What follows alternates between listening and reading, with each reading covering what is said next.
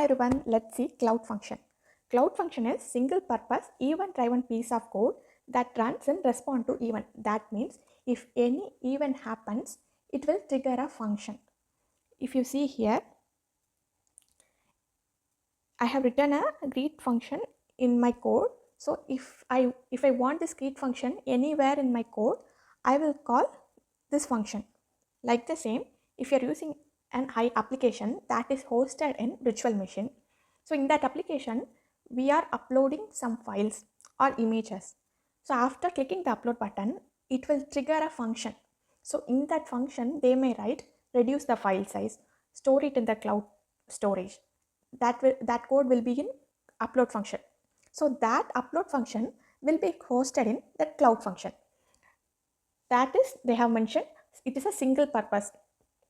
So why we should use that? We can directly write in our application code itself. Why should we host that function allowed in the cloud function? That is to reduce the workload. For a simple application, that is okay. We can write the function code in our hosting virtual machine itself. But if the application is very complex and high level architecture, for reducing the workload, we can host that function allowed in the cloud function. Okay, here are the key concept of event driven architecture.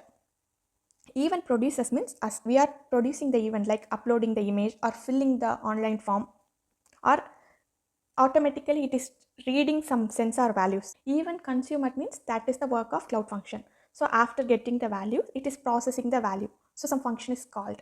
Okay, triggers like HTTP triggers or pops up messages, uploading the file to the cloud storage, and many other triggers also it's there, like REST API triggers.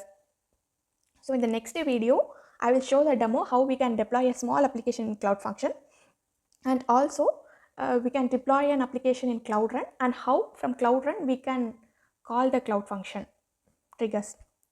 Okay.